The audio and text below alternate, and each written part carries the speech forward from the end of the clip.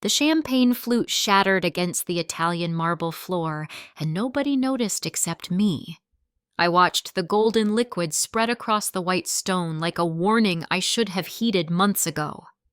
Above the wreckage, my husband Daniel raised his voice another octave, gesturing wildly to the circle of investors surrounding him at our daughter's wedding reception. Before we jump back in, tell us where you're tuning in from, and if this story touches you, make sure you're subscribed. Because tomorrow, I've saved something extra special for you. Of course Natalie handles the household, he was saying, his words slightly slurred. Keeps everything running smoothly while I build empires. Every successful man needs someone to manage the domestic side, right? The men laughed. That particular brand of laughter reserved for jokes that aren't quite jokes. I stood 15 feet away, holding a plate of untouched hors d'oeuvres, close enough to hear every word, but far enough away that they'd forgotten I existed, just like Daniel preferred. Must be nice, Richard Thornton said, swirling his whiskey. The Thornton account, my Thornton account, though Daniel would choke on his own tongue before admitting it, represented $40 million in annual revenue. Having someone to handle all the little things while you focus on what matters.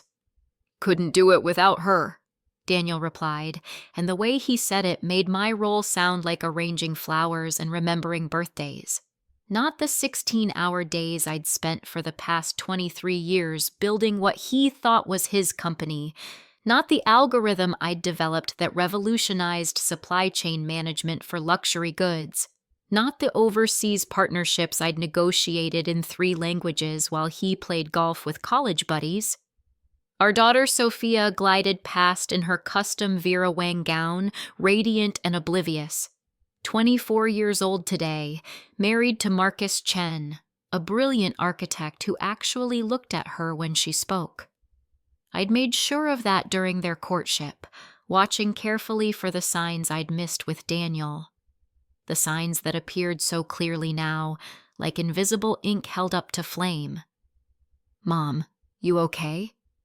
Sophia paused, her hand gentle on my arm. You look pale. Just the lighting, sweetheart. I kissed her cheek, breathing in the jasmine perfume I'd helped her choose.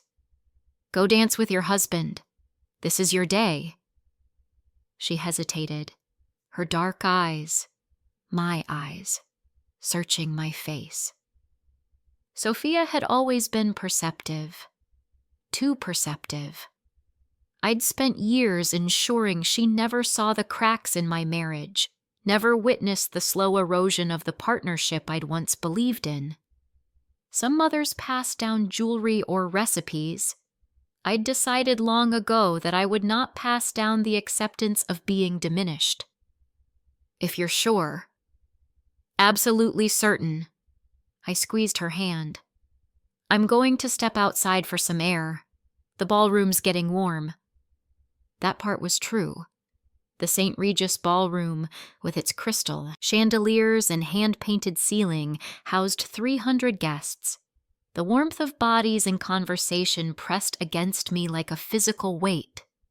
Or maybe that was just the pressure of maintaining the perfect smile while listening to my husband reduce 23 years of my work to keeping the household running smoothly. I wound through the crowd, nodding at familiar faces. Corporate executives, board members, investors. All of them believing the carefully constructed narrative Daniel had spun. Brilliant CEO Daniel Morrison and his supportive wife Natalie, who managed their home life so efficiently that he could focus entirely on business. None of them knew that Natalie Morrison and N.M. Laurent, the reclusive majority shareholder and actual founder of Meridian Luxury Holdings, were the same person. The terrace offered a reprieve from the noise and the lies. Chicago's skyline glittered before me, the October wind sharp against my skin. I'd bought this view, metaphorically speaking. The St. Regis, the wedding, the honeymoon in Bali, All of it paid for by a company Daniel thought he'd built from the ground up. My phone buzzed. A text from James Chen, my personal attorney and the only person besides my financial advisor who knew the complete truth. "Watching the live stream. Say the word." I stared at those 4 words for a long moment. Say the word, and the carefully constructed facade would collapse. Say the word, and Daniel would discover that the wife he patronized, the woman he dismissed as domestic help in designer clothing, owned 67% of the company he'd been running. Say the word, and the empire he thought he'd built would reveal itself as a castle made of my money, my strategy, my vision. My finger hovered over the screen. "Not yet," I typed back. "Let me think." But I'd been thinking for months, years, if I was honest with myself. The decision had been crystallizing slowly, like ice forming on a winter lake, so gradual you don't notice until suddenly the surface is solid enough to bear weight, or to crack beneath you. "There you are." I turned to find Margaret Sullivan, Daniel's mother, stepping onto the terrace. She wore a severe black dress that matched her severe black bob, both probably meant to signal sophistication, but landing somewhere closer to funeral director. We'd never been close. She'd made it clear from the beginning that I wasn't quite what she'd envisioned for her son. No Ivy League pedigree, no old money connections, just a girl who'd worked her way through state school with scholarships and determination. "Beautiful wedding," she said, joining me at the railing. "Though I still think the salmon course was too adventurous. Some of the guests have delicate stomachs." "The salmon was exceptional," I replied evenly. "Chef Michel flew in from Paris specifically to prepare it." Margaret's lips pursed. "Well, Daniel seems to have made quite an impression on the Thornton Group.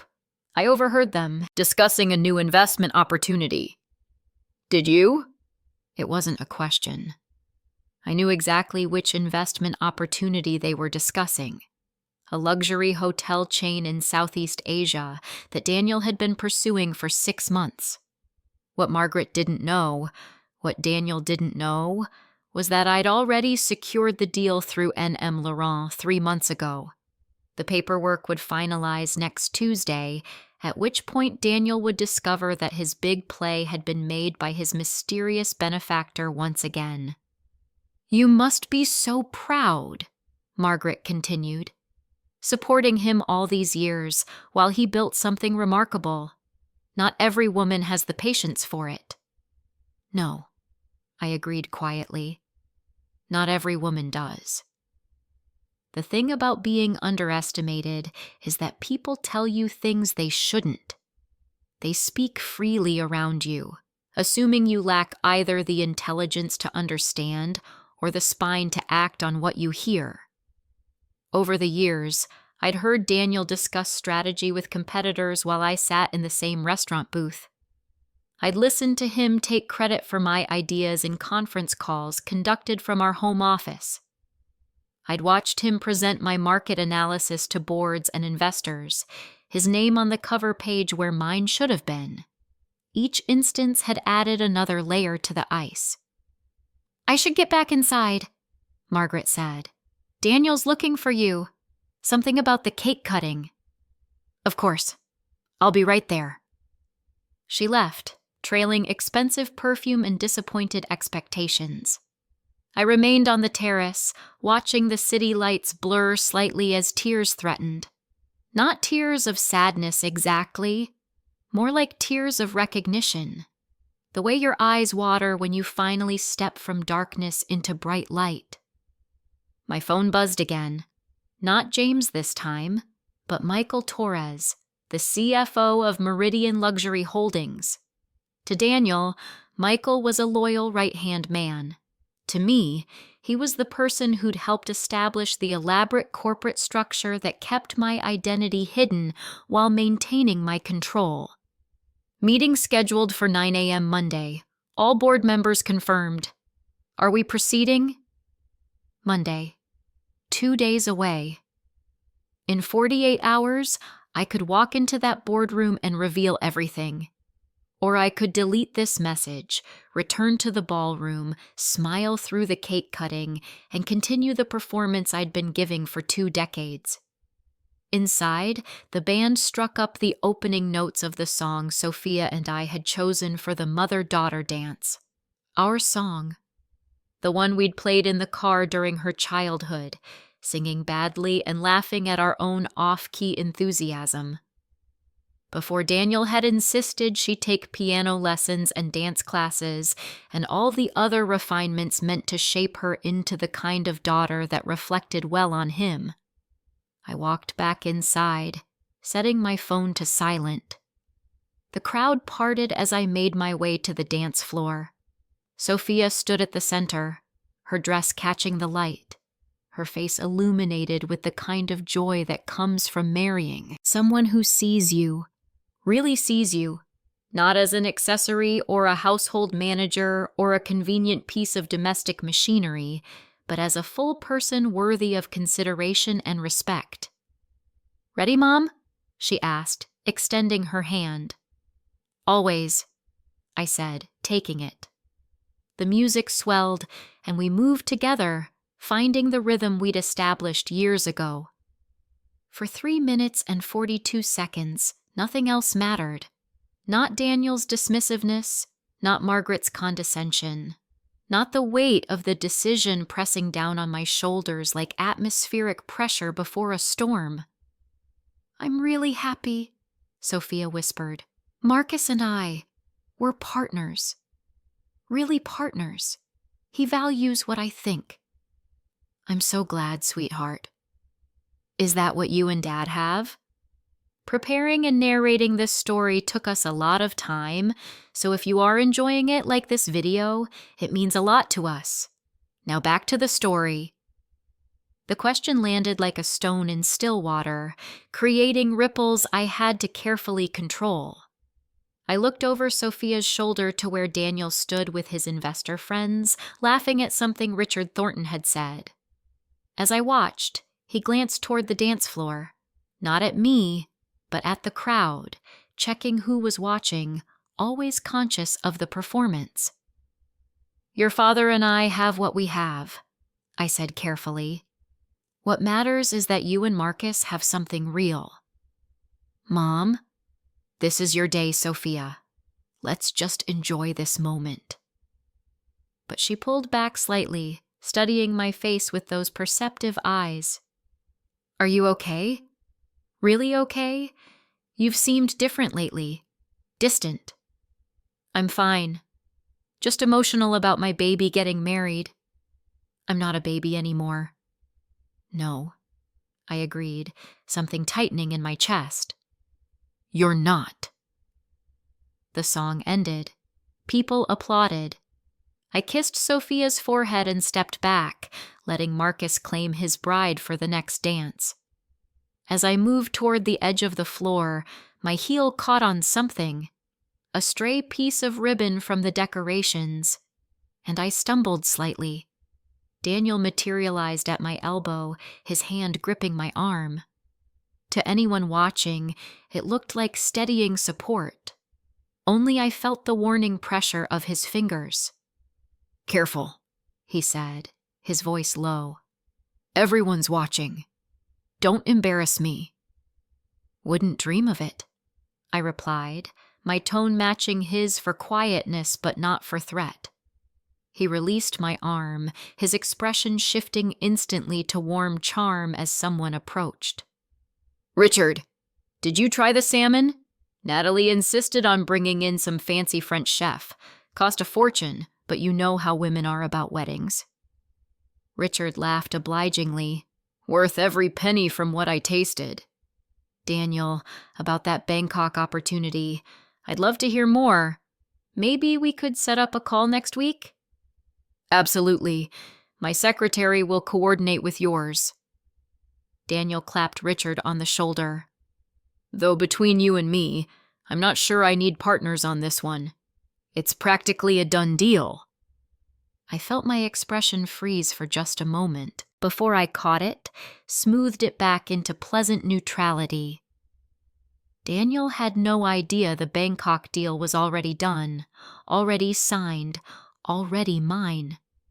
He was standing there, confident and commanding, discussing an opportunity that had closed months ago while he'd been too busy playing golf and taking credit for other people's work to notice. "Excuse me," I murmured. "I should check on the catering." Neither man acknowledged my departure. I was already gone from their awareness, as substantial as the air they breathed and about as noticed. In the hallway leading to the hotel kitchen, I paused beside a gilded mirror. The woman staring back wore a champagne-colored dress that cost more than most people's cars. Tasteful pearls at her throat. Daniel's gift, purchased with my money. Hair styled in soft waves that had taken 2 hours and a small fortune to achieve. Makeup perfect, expression serene. She looked exactly like the kind of woman men like Daniel married. Decorative, appropriate, quietly supportive. She looked nothing like the woman I'd been at 25, fresh out of business school with more ambition than sense, ready to revolutionize an industry that thought women belonged in marketing or human resources, not in the executive suite. "Mrs. Morrison?" I turned to find one of the event coordinators approaching, her tablet clutched like a shield. "The cake service is ready whenever you are, and the photographer wants to get family photos before the light changes." "Of course. Tell them I'll gather everyone in 5 minutes." She nodded and disappeared. I checked my reflection once more, ensuring everything was in place. Then I pulled out my phone and opened the message thread with James Chen. "Monday meeting, confirm my attendance in person. I want everyone there, including Daniel." I hit send before I could second-guess the decision. The reply came almost instantly. "Confirmed. Do you want me there for support?" "No. This is something I need to do alone." 3 dots appeared, then disappeared, then appeared again. Finally, "You're sure?" Was I sure? I'd spent 23 years building a company in secret, hiding my success behind shell corporations and NDAs, letting my husband take credit for my vision because I'd been afraid of the alternative, afraid of his reaction, afraid of disrupting our daughter's life, afraid of admitting that the man I'd married, the man I'd once loved, had transformed into someone who saw me as furniture that happened to speak. "I'm sure," I typed. Back in the ballroom, Daniel had gathered his inner circle for what looked like an impromptu strategy session. 6 men, all executives at Meridian Luxury Holdings, all hired during the past 5 years as the company had expanded. They stood in a tight cluster near the bar, drinks in hand, voices animated. I drifted closer, that old invisible quality settling over me like a cloak. "Bangkok is just the beginning," Daniel was saying. "Once we secure that, we move on. The European markets. Paris, Milan, London. Meridian is going to dominate the luxury sector within 5 years. What about that mysterious Laurent figure?" This from Peter Kim, VP of International Development. "Every major decision we've proposed in the past 2 years gets overruled or modified by them. It's getting frustrating, honestly." Daniel waved a dismissive hand.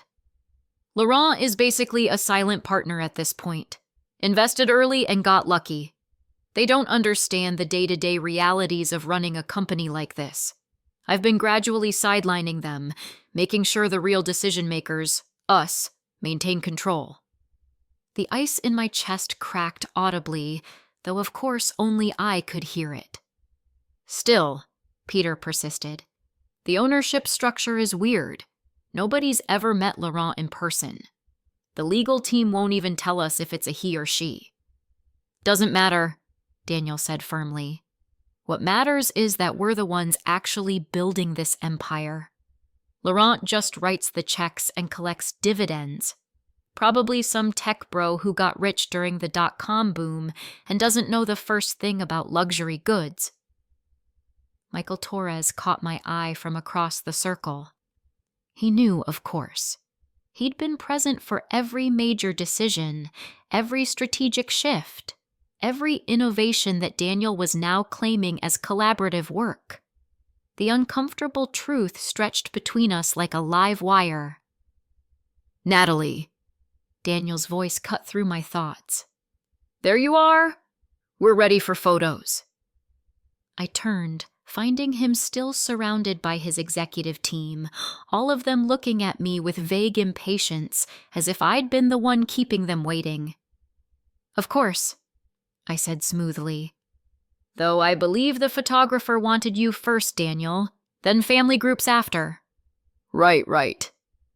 He set down his glass and straightened his tie. Then, as an afterthought, "You look nice, by the way. That dress was a good choice." A good choice? As if I'd consulted him. As if his approval mattered. As if the thousands of choices I made every day, for the business, for our home, for our life, required his validation to have value. "Thank you," I said, because that was what the woman in the champagne dress said, what she'd always said. The photography session took 45 minutes. Sophia and Marcus, glowing with newlywed joy.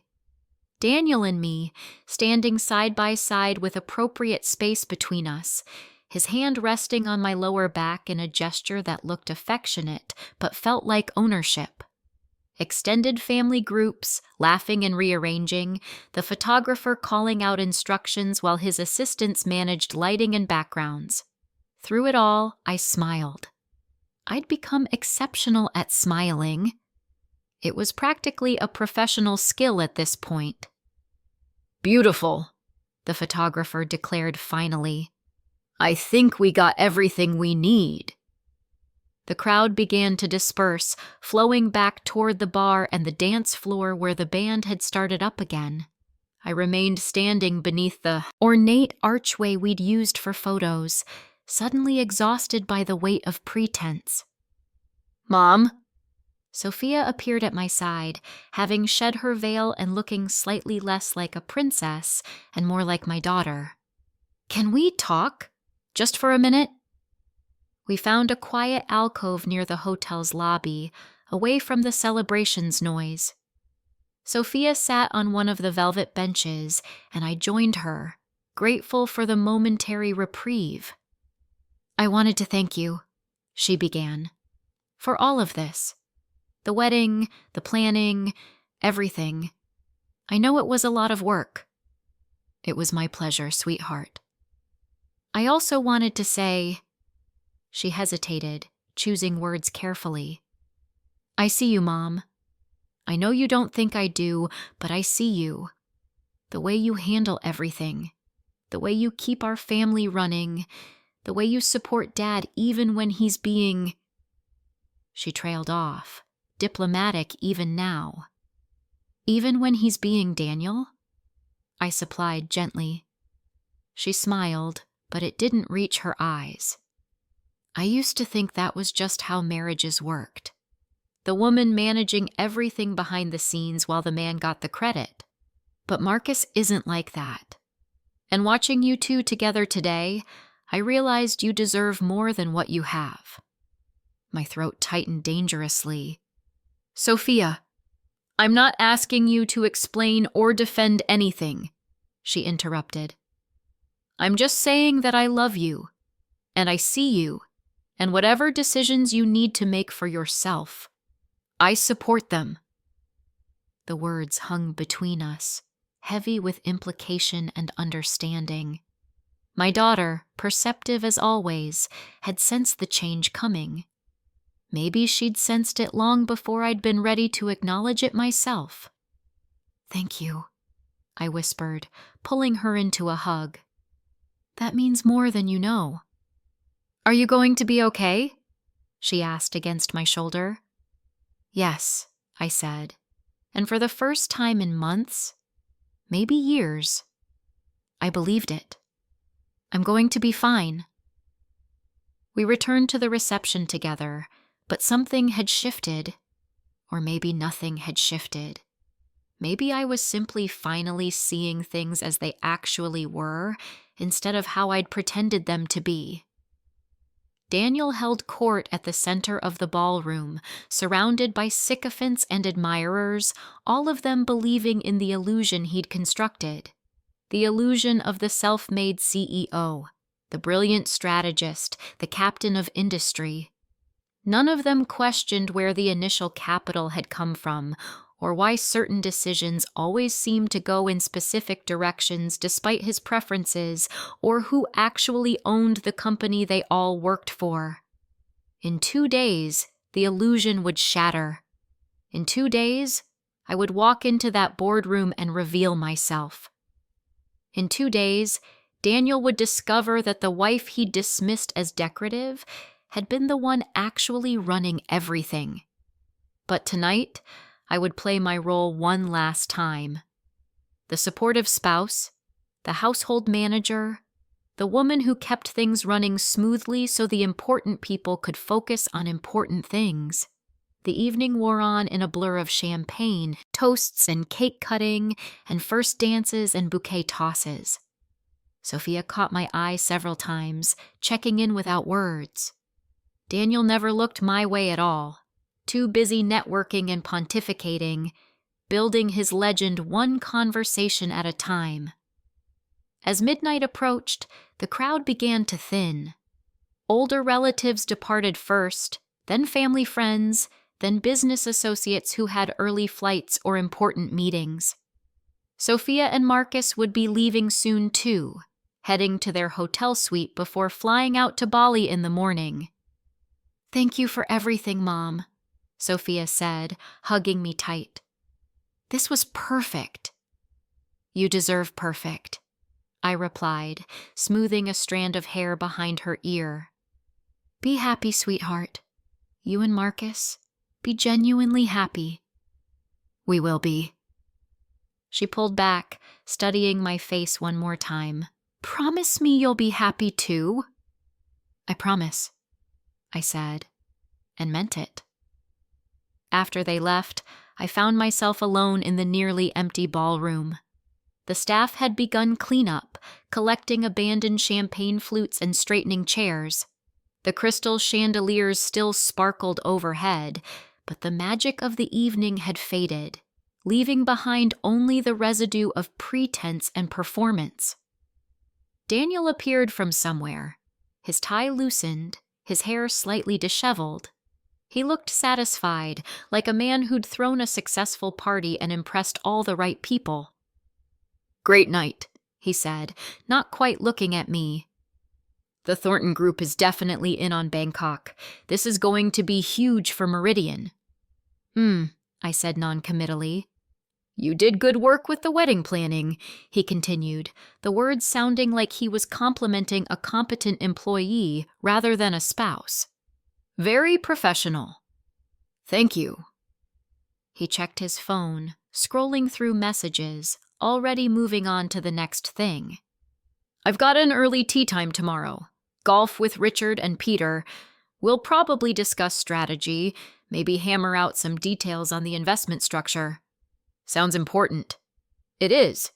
This Bangkok deal is going to define the next phase of Meridian's growth." He finally looked at me, his expression vaguely impatient. "Try to keep the house quiet in the morning, would you? I need to be sharp for this." The ice in my chest had become something else now, something sharper, more deliberate. Not frozen water, but forged steel. "Of course," I said calmly. "I'll make sure everything runs smoothly, just like always." He nodded, satisfied, and turned away, already absorbed in his phone again. I watched him walk toward the exit, his posture confident, his entire being radiating certainty about his place in the world. In 48 hours, that certainty would evaporate. In 48 hours, The empire he thought he'd built would reveal its true architect. In 48 hours, the woman he'd dismissed as decorative would show exactly how essential she'd always been. But tonight, standing in the wreckage of what should have been a joyful celebration, I felt something I hadn't felt in years. Not anger exactly, not quite satisfaction. More like clarity, the kind that comes when clouds part and you can finally see the landscape as it actually exists. My phone buzzed one final time. James Chen, sending confirmation. Board meeting scheduled. Monday 9 a.m., all members present, including D. Morrison. Documentation ready for presentation. Legal team standing by. I typed back, "Thank you. See you Monday." Then I added, "One more thing. Prepare termination paperwork for D. Morrison and his executive team, effective immediately following the meeting." 3 dots appeared, disappeared, then reappeared. Finally, "Are you absolutely certain?" I looked around the empty ballroom one last time. At the decorations I'd chosen, the flowers I'd selected, the venue I'd paid for with money from a company my husband thought he ran. I thought about 23 years of being dismissed, patronized, credited as household management while actually building an empire. "I'm absolutely certain," I typed. "It's time everyone knew the truth." I sent the message and turned off my phone. Then I walked out of the St. Regis ballroom, leaving behind the champagne-colored dress and the perfect smile and the woman who'd been content to remain invisible. Monday morning, I would walk into that boardroom as myself, not as Daniel Morrison's wife, not as the household manager, not as the woman who kept things running smoothly in the background. As N.M. Laurent, founder and majority shareholder of Meridian Luxury Holdings, the woman who'd been running everything all along. Monday morning arrived with unseasonable warmth for October in Chicago. I dressed carefully in my private study, the room Daniel had never once entered in all our years of marriage. Navy Armani suit, tailored precisely to convey authority without aggression. Simple diamond studs, my own purchase, not a gift. Hair pulled back in a sleek bun that meant business. The woman in the mirror looked nothing like the champagne-dressed spouse from Saturday night. She looked like someone who'd built a $500 million company from scratch, which of course she had. My phone showed 7 missed calls from Daniel, all from the past hour. He'd left the house at 6 for his golf game, never bothering to check if I was still asleep in the guest room where I'd spent the night. The calls had started at 8:15, probably when he'd returned home to find me gone and the house unusually quiet. I didn't call back. Instead, I texted James Chen. "On my way. Is everything ready?" "Everything. The conference room is set up. Board members arriving now. Daniel just walked in. He thinks it's a routine quarterly review." I smiled at that. Daniel had no idea these quarterly reviews were actually my invention, a way to maintain oversight while he played CEO. He thought the mysterious N.M. Laurent called these meetings through intermediaries to check on their investment. He had no clue he was reporting to his own wife 4 times a year. The Meridian Luxury Holdings headquarters occupied floors 20 through 30 of a glass tower in the Loop. I'd chosen the building myself, though Daniel believed he'd negotiated the lease. As I rode the elevator to the 30th floor, executive level, my heart rate remained steady. No nervousness, no second thoughts, just crystalline clarity. 23 years had led to this moment. The elevator doors opened. Margaret Sullivan, of all people, stood in the reception area, dressed in funeral black again. She looked surprised to see me. "Natalie? What are you doing here?" "I have a meeting," I said simply, walking past her. But this is Daniel's workplace. You can't just— Actually, Margaret, I can. I paused, turning back to face her. I can do quite a lot of things you've never imagined.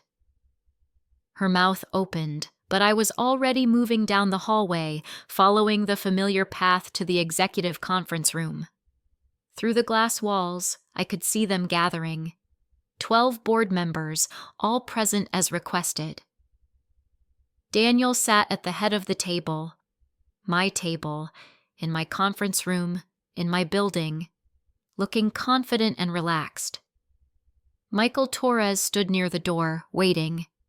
When he saw me, something like relief crossed his face.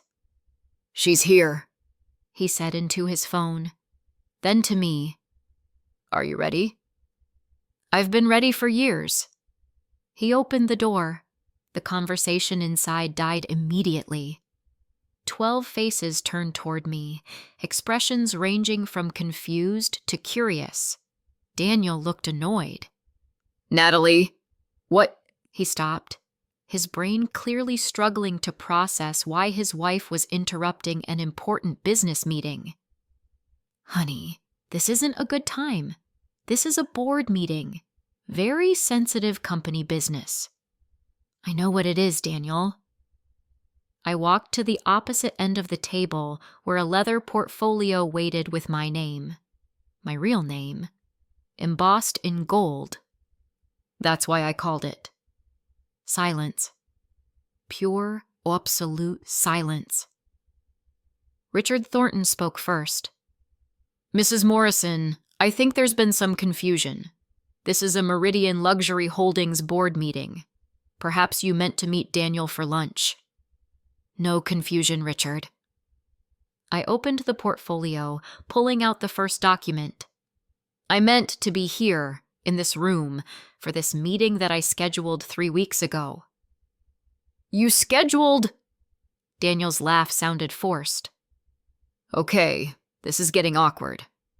Natalie, I don't know what you're trying to prove, but these people have important work to do.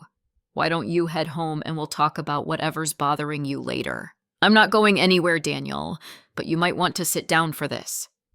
"I am sitting down." His face had started to flush, that particular shade of red that appeared when he felt his authority challenged. "And I'm asking you to leave. Now. This is embarrassing." "You're right," I agreed calmly. "It is about to be very embarrassing. But not for me." I placed the first document on the table. A corporate ownership structure chart, color-coded and detailed, showing the complex web of holding companies, shell corporations, and trusts that made up Meridian's foundation. At the center, highlighted in gold, was a single name, N.M. Laurent. Most of you know that Meridian Luxury Holdings was founded 12 years ago with initial capital from a private investor who remains largely anonymous. I began, my voice steady. That investor holds 67% of company shares through various entities. That investor has final approval on all major decisions. That investor built the algorithm that revolutionized our supply chain management. That investor negotiated the partnerships in Singapore, Tokyo, and Dubai that established our international presence. "We know all this," Peter Kim interrupted impatiently. "Laurent's been a silent partner from the beginning. What does this have to do with—" "I'm not finished." I met his eyes until he looked away. "That investor also personally recruited 8 of the 12 people in this room. That investor structured the Bangkok deal you all think is still in negotiation. It closed 3 months ago. That investor has been running this company from behind the scenes while someone else took credit for every success and blamed every failure on corporate structure." Daniel's face had gone from red to white. "What are you talking about?" "I'm talking about the truth, Daniel." I pulled out another document, sliding it across the polished mahogany. "My name is Natalie Margaret Laurent Morrison, N.M. Laurent. I founded Meridian Luxury Holdings 23 years ago with money I made from selling a logistics startup I built in graduate school. Everything you think you know about this company is a fiction. The silence that followed was broken only by the sound of papers rustling as board members reached for the ownership documents I'd distributed. I watched realization dawn on their faces, one by one, as they traced the corporate structure back to its source. "That's impossible," Daniel whispered. "I built this company. I started it from nothing. You started it from $300 million of seed capital that you thought came from a venture capital firm called Laurent Holdings," I interrupted. "Laurent Holdings is a shell company I created. The venture capital firm was a fiction. The money was mine. The vision was mine. The strategy has always been mine." "No." Daniel stood, his chair scraping loudly. "No, this is insane. You're my wife. You don't even have a job. You manage our household. You told me you'd given up on your career to support me." "I lied." The words felt like liberation. "I lied because when we met, I'd already been burned by 3 men who wanted my money more than they wanted me. So I decided to test you, Daniel. I presented myself as a struggling consultant, living modestly, driving a used car, and you seemed different. You seemed to value me for who I was, not what I had." I paused, letting that sink in. "But then we got married, and I moved you into what you thought was our rental house, actually a property I owned outright, and I watched you change. Or maybe I just finally saw who you really were. Within 6 months, you were dismissing my opinions. Within a year, you were taking credit for my ideas. Within 2 years, you'd convinced yourself that any success in your life was entirely your own doing." "Mrs. Morrison," Richard Thornton tried to interrupt, but I held up a hand. "I have documentation for everything I'm claiming. Bank records showing the original capital transfer. Incorporation papers with my signature as founder. Emails from the past 2 decades where I provided strategic direction through encrypted channels. Video calls with board members where I appeared as N.M. Laurent. Michael, would you please bring up the presentation?" Michael Torres moved to the conference room displays. A moment later, my face appeared on screen, a screenshot from one of dozens of video conferences I'd conducted as N.M. Laurent over the years. In the image, I wore different clothes, different makeup, my hair a different style. But it was undeniably me. "We've spoken dozens of times," Michael said quietly, addressing the room. "N.M. Laurent has been present for every major decision, every strategic pivot, every crisis management session. I've known her true identity for 5 years. She asked me to maintain confidentiality until she was ready to reveal herself." "Why?" This from Jennifer Walsh, the board member who'd been with us longest. "Why hide? Why let Daniel take credit?" "Because I was a coward," I said simply. "Because I convinced myself that maintaining peace in my marriage was worth surrendering my identity. Because I told myself that building something successful was more important than getting credit for it. Because I believed stupidly that love meant sacrifice."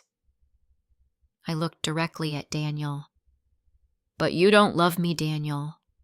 I don't think you ever did. You love what I provided. The comfortable life, the beautiful home, the social status. You love having someone to manage the details while you play golf and network. You love taking credit for achievements that make you feel important. But me, the actual person I am, you've never seen her. You've never wanted to." "This is insane," Daniel repeated, but his voice had lost conviction. You can't just announce that you've been lying for 20 years and expect I can, actually, and I have. The question now is what happens next. I pulled out another set of documents, termination papers, prepared by the legal team and reviewed extensively. Daniel Morrison, as of this moment, you are terminated from your position as CEO of Meridian Luxury Holdings, effective immediately. Your corporate credit cards will be canceled within the hour. Your access to company systems has already been revoked. You have 48 hours to collect your personal belongings from this office. You can't fire me! Daniel's voice rose to a shout. I'm the CEO. I built this company. You were the CEO. You built nothing. And I absolutely can fire you. I own this company, Daniel. I own 67% of it. The board answers to me, not to you. They've answered to me all along. I turned to the rest of the table. I'm also terminating Peter Kim, Stephen Walsh, Robert Chen, different Marcus Thompson, and David Green. All 5 of you were part of my husband's inner circle. All 5 of you participated in dismissing my ideas when presented through proper channels, then watched Daniel present those same ideas as his own. All 5 of you joined him Saturday night in mocking me at my daughter's wedding. Peter Kim jumped to his feet. You can't fire half the executive team. The company will collapse. The company will be fine. I've already identified replacements, pending board approval, which I'm confident I'll receive given my controlling interest. Jennifer Walsh will assume the CEO position. Michael Torres will expand his role to include operations. I've recruited 3 executives from competitor firms who will start next Monday. This is a coup, Daniel said, his voice shaking. You're staging a corporate coup. No, Daniel. I'm taking back what was always mine. Margaret Sullivan burst through the conference room door at that moment, her face furious. Daniel, I just heard from security that… She stopped, seeing the room's configuration, seeing my position at the head of the table. What is happening here? Your son is discovering that his wife is not quite what he thought, I said calmly. Margaret, you should probably take him home. He's having a difficult day. You can't do this, Margaret hissed. I don't know what kind of game you're playing, but Daniel built this company from nothing. You're just trying to steal his success because you've never achieved anything yourself. Actually, she's achieved quite a lot, Jennifer Walsh said quietly. She'd been reviewing the documentation, her expression shifting from shock to something like respect. According to these records, N.M. Laurent, Natalie, has been the driving force behind every major success Meridian has achieved. The algorithm that revolutionized our supply chain? Hers. The international partnerships? Hers. The Bangkok deal everyone's been celebrating? Signed and sealed 3 months ago by her. That's impossible, Margaret insisted.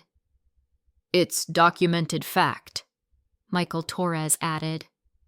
I've personally worked with N.M. Laurent for years.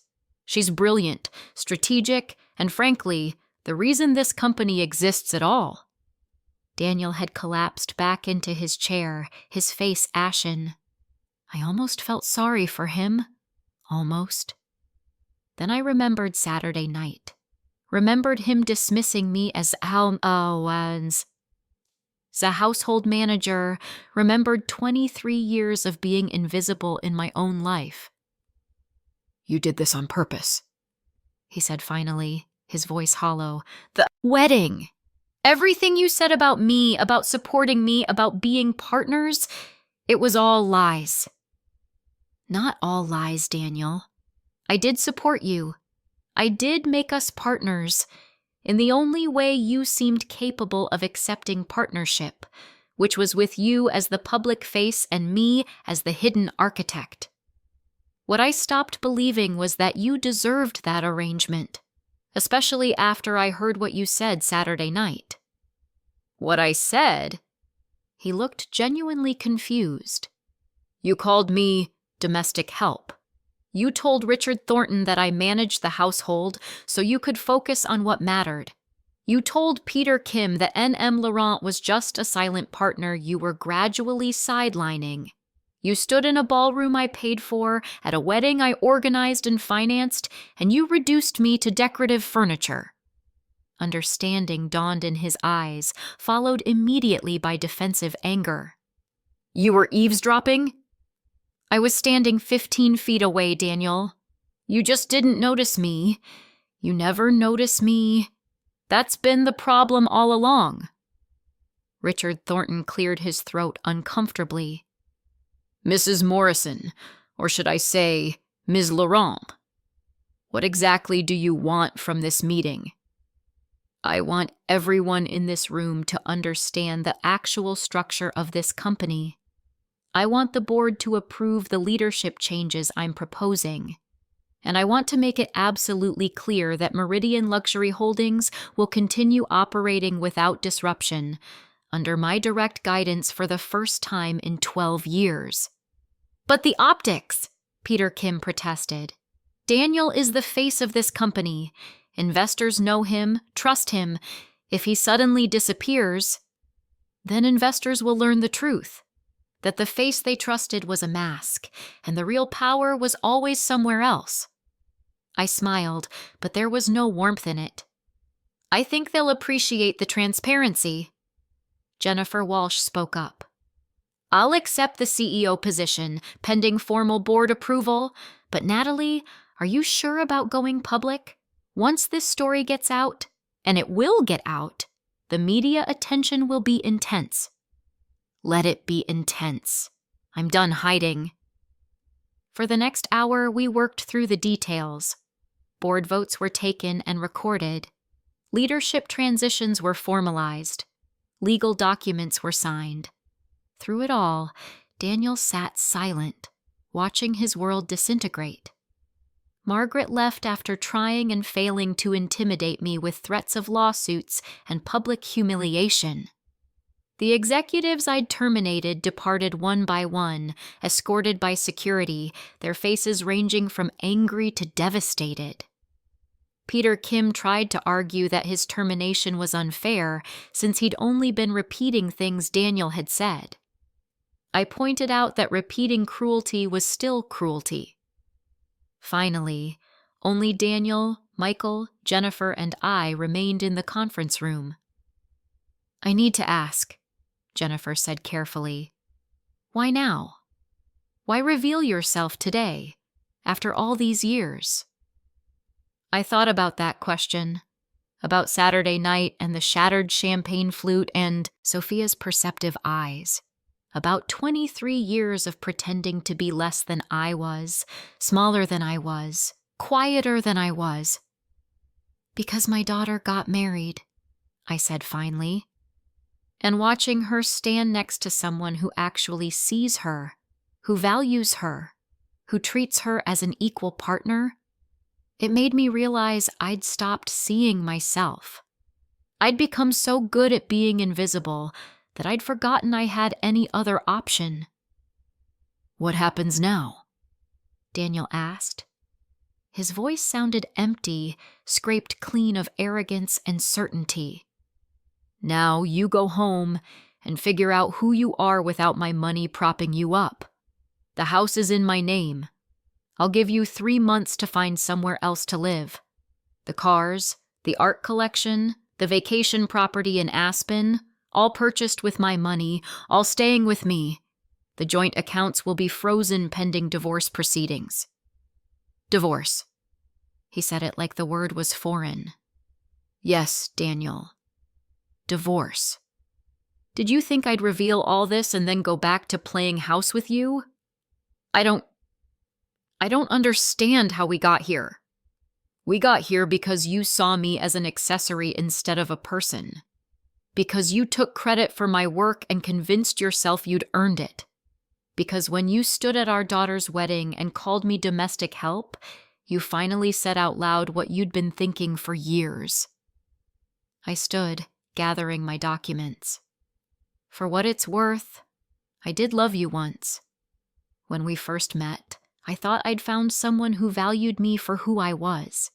But you valued me for what I wasn't. Threatening, ambitious, smarter than you. The moment you saw the real me, you'd have run. So I hid her.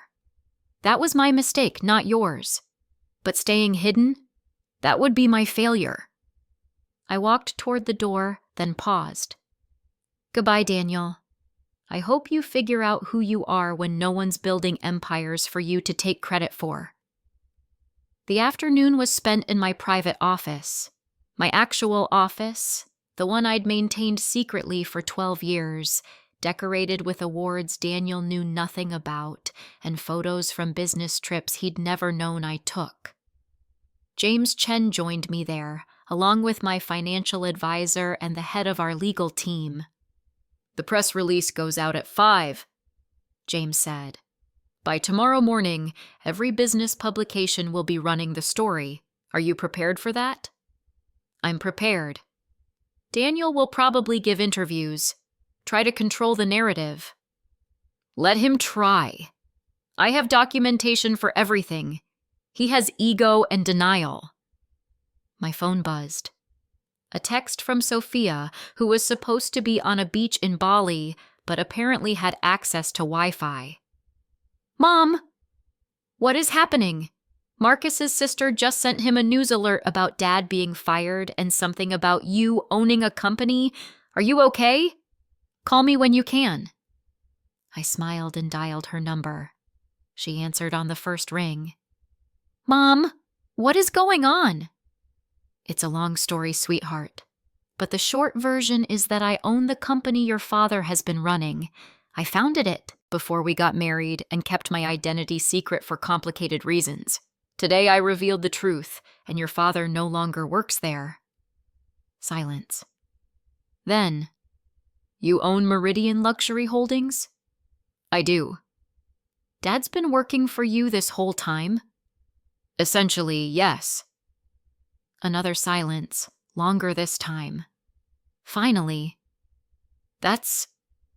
wow. Mom, that's actually incredible. Does this have anything to do with what he said at the wedding, about you being domestic help? It has everything to do with that. Good. The fierceness in her voice made me smile. He shouldn't have said that. It was cruel and dismissive, and I almost called him out on it, but I didn't want to ruin my own wedding with family drama. I'm so sorry you had to hear that, sweetheart. I'm not sorry you did something about it. I'm proud of you, Mom, really proud. Are you going to be okay? Yes, I said, and meant it completely. I'm going to be fine. Better than fine. Go enjoy your honeymoon. We'll talk when you get back. After we hung up, I stood at my office window, looking out at Chicago spread below me. A city I'd conquered quietly, building an empire while pretending to be someone's decorative wife. The irony would have been funny if it hadn't cost me so much.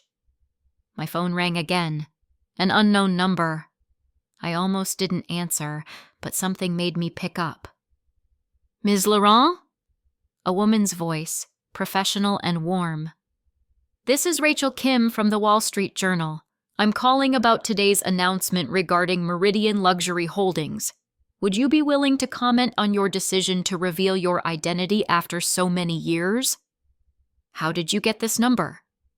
I have my sources, but I promise I'm not interested in tabloid gossip. I want to tell the real story, what it's like to build a successful company while hiding your identity, why you made that choice, what it means for women in business. I thought about declining, about maintaining privacy even now, even after the revelation. But then I thought about all the other women who'd hidden their ambitions, minimized their achievements, pretended to be less threatening so the men in their lives could feel bigger. I'll give you an interview, I said, but on one condition. We talk about the business strategy, the company's growth, the industry implications, not just the personal drama. Absolutely, Rachel agreed. Though I have to say the personal drama is pretty compelling. Your husband had no idea. My husband had no idea about a lot of things, starting with who I actually was. The story ran Wednesday morning. By Wednesday afternoon, I'd received 36 interview requests, 17 messages of support from other female executives, and one particularly nasty voicemail from Margaret Sullivan threatening legal action for defamation. There was also a voicemail from Daniel, recorded at 2 a.m, his words slurred with alcohol or grief or both. "I just don't understand," he said to the recording. How did I not see it? How did I work at a company for 12 years and never realize my wife owned it? What does that say about me? I didn't call him back. The answer to his question was something he needed to figure out himself. Thursday brought the board meeting where Jennifer Walsh was formally confirmed as CEO and the new executive team was introduced. Friday brought a long lunch with Sophia and Marcus, who'd cut their honeymoon short to come home and make sure I was okay. "I'm more than okay," I told them over sushi at my favorite restaurant. "I feel like I've been holding my breath for 23 years, and I can finally exhale." "What will you do now?" Marcus asked. "Stay on as chairman of the board?" "For a while. But eventually, I think I'd like to start something new. Maybe mentor other women building companies. Maybe invest in startups that deserve capital more than they deserve to be invisible." Sophia reached across the table and squeezed my hand. "Whatever you do it as yourself. No more hiding." "No more hiding," I agreed. The divorce proceedings began the following week. Daniel fought initially, trying to claim he deserved half of everything because we'd been married when the company grew most valuable. His lawyers presented a case based on his contributions, his leadership, his public face. My lawyers presented documentation of my actual contributions, my actual leadership, my actual strategy. They presented the prenuptial agreement Daniel had signed without reading carefully, the one that protected assets brought into the marriage. They presented 23 years of evidence that I'd built everything while he'd taken credit. The case was settled out of court. Daniel got a modest alimony payment for 5 years and the satisfaction of telling people I'd stolen his company. I got my life back. 3 months after that Monday morning board meeting, I stood in my home office, truly mine now, with Daniel's belongings cleared out and his presence finally absent. The house felt different without him, lighter somehow, more honest. My phone buzzed with a message from Jennifer Walsh. "Just closed the Paris deal. NM Laurent strikes again. Drinks to celebrate?" "Sounds perfect," I typed back. "But you're buying, CEO salary and all." I set down the phone and looked at my reflection in the window. The woman staring back wore jeans and a cashmere sweater, her hair loose around her shoulders, no makeup hiding the lines around her eyes. She looked relaxed, content, visible. She looked like someone who'd finally stopped apologizing for taking up space in her own life. The champagne flute hadn't been the only thing that shattered at Sophia's wedding. The whole carefully constructed facade had broken that night. The pretense of the perfect marriage, the fiction of the self-made CEO, the lie that success required invisibility. And from the wreckage, I'd emerged as myself. Not as Daniel Morrison's wife. Not as the household manager. Not as the woman who kept things running smoothly in the background. As Natalie Laurent, founder, majority shareholder, and the architect of an empire that had never needed anyone else's name attached to claim legitimacy. My phone rang one final time. Sophia, calling from her new apartment. "Hey, Mom!